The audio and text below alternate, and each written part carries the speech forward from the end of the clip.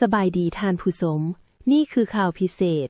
สิ่งท้าทายของสปป.ลาวที่หลายคนอยากรู้แน่นอนนี่แม่นข้อมูลเกี่ยวกับผลกระทบทางด้านเศรษฐกิจของทางรถไฟลาวจีนต่อกับสปป.ลาวทางรถไฟลาวจีนได้เปลี่ยนโฉมหน้าของสปป.ลาวจากประเทศที่บ่มีทางออกสู่ทะเลกลายเป็นประเทศเสื่อมจอดซึ่งช่วยซุกยู่การเติบโตด้านการค้าและการท่องเที่ยวแต่ในขณะเดียวกันก็สร้างความกดดันต่อเสถียรภาพด้านการเงินเนื่องจากภาระหนี้สินที่สูง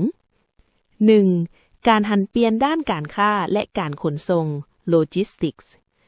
ทางรถไฟได้กลายเป็นเส้นเลือดใหญ่ทางเศรษฐกิจโดยการลดพรต้นทุนและเวลาในการขนส่งอย่างมหาศาลการลดพรต้นทุนค่าขนส่งภายในลาวลดลงถึง 40%และเส้นทางจากจีนไปไทยผ่านลาวลดลง 50%ปริมาณสินค้าข้ามแดนสูงถึง 4.78 ล้านต้นในปี 2024ฮอดท้ายปี 2025มีปริมาณสินค้าสะสมมีหลายกว่า 72.5 ล้านต้นการขยายตัวของการส่งออกการค้าสองฝ่ายกับจีนบรรลุ 8.23 ตื้อดอลลาร์ในปี 2024เพิ่มขึ้น 15.9% สินค้าส่งออกหลักของลาวเช่นมันตนยางพาราและแร่ธาตุสามารถเข้าสู่ตลาดจีนได้อย่างมีประสิทธิภาพ 2. การเติบโตของแขนงการท่องเที่ยวและการบริการทางรถไฟได้ฟื้นฟูอุตสาหกรรมการท่องเที่ยวซึ่งเป็นปัจจัยหลักที่เฮ็ดให้ GDP ของลาวเติบโต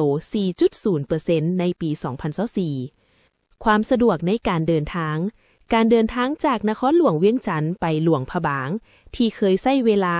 6-12 ชั่วโมงทางรถปัจจุบันใช้เวลาเพียง 2 ชั่วโมง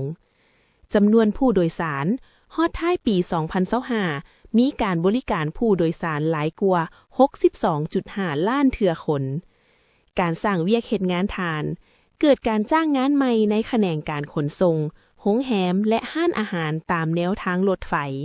3. สิ่งท้าทายทางด้านเศรษฐกิจมหาภาพและหนี้สินถึงว่าจะมีผลสำเร็จด้านการดำเนินงานแต่โครงการนี้ก็มีส่วนเฮ็ดให้เกิดวิกฤตการหนี้สินภาระหนี้สินสูงหนี้สินสาธารณะทั้งหมดคาดว่าจะสูงถึง 118.3% ของ GDP ในปี 2025งบประมาณถูกจำกัดในปี 2023หลายกว่าครึ่งหนึ่งของรายรับภายในของรัฐบาลถูกนำไปใช้ในการชำระหนี้